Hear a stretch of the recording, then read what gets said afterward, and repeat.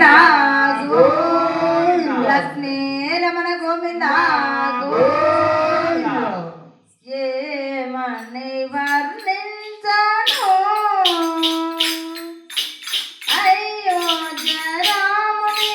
శ్రీరామచంద్రుని మా ఇంటి దేవుని పట్టాభిరాముని ఏమని వర్ణించను అయోధ్యరాముని శ్రీరామచంద్రుని మా ఇంటి దేవుని పట్టాభిరాముని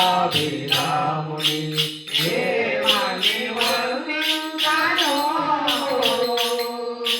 పైరగాలిలాగా చల్లగా ఉంటాడు